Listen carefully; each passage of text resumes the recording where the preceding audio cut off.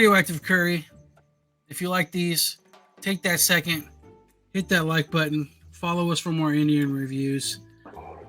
Following up with our 1 and 2, our first and second episodes, we are reviewing Guns and Gulab, episodes 3 and 4. So we start with episode 3. A devastated Tipu vows to avenge an emotional loss. Seeking to grab power, a rival cartel makes its move, even as Jugnu steps into his father's shoes. So that's episode 3. And then episode 4, as the two gangs vie for control, Arjun targets opium farms in both regions. Nanu and Joe grow closer. Tipu and Bunti search for Atmaram. So it's a tangled web. The tangled web that's coming on. We've got Kasam Paida Karnawali Ki is the name of episode 3. Episode 4 is Deal Ya No Deal, which maybe is deal or no deal in Hindi. Tell us below. So, as we had established in the first one, there were so many different ways that this could have headed. I'm thinking that Bald Gangster Guy Jr., you know, the one who was too janky to fix his steps and fell down and got hurt. Mm-hmm. You know, everybody's a little bit nervous about him being a pussy, but it seems like he's either going to be way more gangster than his dad ever was, or mess it up way worse than we could even have managed. We could even have imagined what was going on. And then, you know, our esteemed buddy, you know, the star of the show, which is goodness, what's his? Is it Tipu? Tipu, yeah. They call Tipu the Spanish Banner Slayer or something like that. Yeah, something like that, because he kills people with the wrench. The Spanish Slayer, yeah, exactly. So Tipu is starting to have his dad's gangster mannerisms, you know, manifest in him. He is the son of Tiger Babu. Right, and the teacher likes bad boys apparently, and she wasn't okay with the hardworking mechanic guy, but once he murdered somebody by stabbing a wrench into their face and then beating the other guy with it, she's into it. To death with it. Yeah, she's into it, right? There's something about those bad boys. That's because straight up murder is more manly than repairing motorcycles. So. And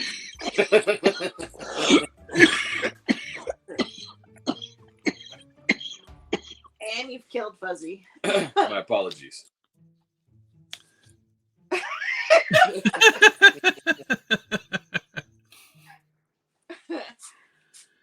Yeah, I mean, there was, and I suppose always will be, and guys, maybe Liz can explain it. That attraction when I walk into a room, that's why all the ladies love me, because I just kill it every time I walk in, dropping my mic, walking away. Mm-hmm. You just kill somebody with a spanner.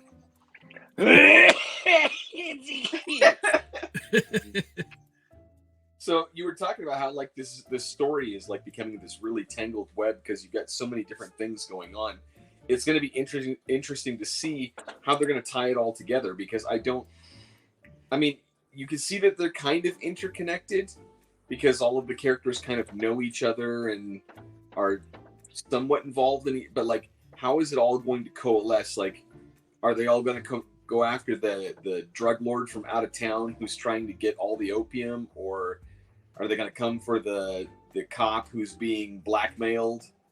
I mean, there's just like so many different angles on it. I mean, I'm watching it and like watching these things unfold, and I'm like, where is this even going?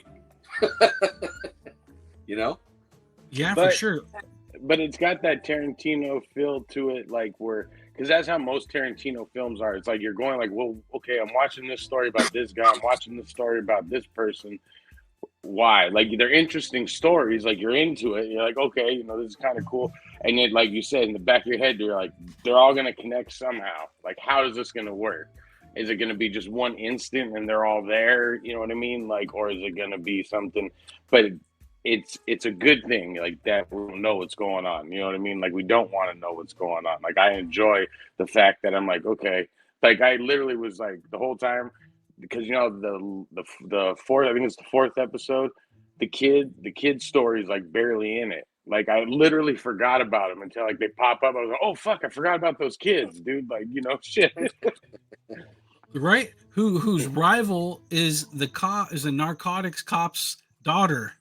Right. Mm-hmm. So that's their degree. And then those kids are the ones who wrote Tipu's note. Right. And then Tipu and the cops saw each other at that bar that split in half for the two sides of the, you know what I mean? They were staring at each other at the bar. Yeah. And it's again, the you know, gangsters like that killed his dad. So the rival gangs of the ones that his dad was in or whatever. Yeah, there's layers, right? Yeah. It's good. It's really good. Yeah, but the moments where you just go, oh, are ones that you're not expecting in the story. Like, you're expecting, I don't know, I'm expecting something else to happen, and then like at the end of episode 4, when the cop shakes the guy's hand, and you're just like, oh, wait a minute, I didn't see that going. You know what I mean? At first it was split out, like he's just trying to, like, you know, be the good guy and trying to like live up to his reputation of being like the straight arrow kind of cop, and then all of a sudden that happens, you're just like, huh? Okay. Like, or when the kid, the fat crime boss's kid, when he goes in to talk to the doctor and like straight up kills him, you're like, whoa.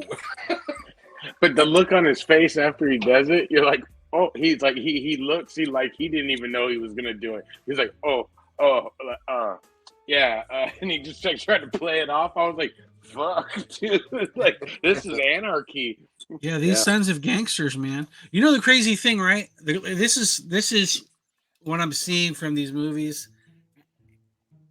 and who knows? They're movies, right? So who knows how close they play to the vest with real life and all that good stuff. But we know that the cops are not afraid to beat the shit out of people for confessions. We also know that people just get away with shit left and right, even though the cops are beating the shit out of people for confessions. So, you know, you just man, gotta hold out. You just gotta hold out, man. Just take that, lose a pinky. Fuck it. Do your $1 million. George Cuddy, picture. right? Exactly. VJ and George Cuddy told us the deal, you know, just like, you just got to make sure you don't have any pussies in your crew that are gonna give under pressure, and you just got to hold it down. Yep. Yeah, no, with 3 episodes left, it'll be interesting to see. Yeah, like, because none of these stories look like they're winding down. You know what I mean? It looks like they're ramping up. Yeah, it looks like there's still more room for shenanigans before they finally start to come together. I was literally gonna look up, like, did they make a season 2? Like, is that what's happening? Because that was like, because like you said, I'm like, there's not enough time to wrap all this thing up, so there's gonna be some like fucking stories that are hanging off and shit. You're afraid of a Lord of the Rings ending, huh? Oh no, I'm afraid of my fucking Heels ending. The new that show I like, they canceled, right? The last scene of the show, right? The whole episode's about him doing a fucking backflip off the top rope, and his dad's like, you can't do it. You're not an acrobat. You're not an acrobat. And they fucking do it, you know, and they have the scene, he does it, and then fucking you realize that he fucking broke his neck and he's paralyzed. That's how this thing ends. So it ends with him crippled in the fucking ring. And like, as if, okay, next season we're going to see him go through this. Nope, we don't get to do it. That's just how it ends. I'm like, fuck you. I hate when that shit happens. So I'm like, please don't end that way. I'm like, please don't let this one end that way. Because my wife and me, I'm telling you, we have a running joke. As soon as I like a show, they cancel it. Like, it's like as if God goes, you love this show? Nope, not going to do it. That means it's a dirty show or something's wrong with it. Like, you know, we got to take it off there. That's interesting. So, didn't you say you really loved Ahsoka? I was so pissed today when I finally caught up to it today, and I'm watching it. I'm going like, oh God, dude, there's more. I can't. What happened, dude? I need to know what happened. I was pacing around the house, dude. Like, we'll talk about it and talking shit, but like, I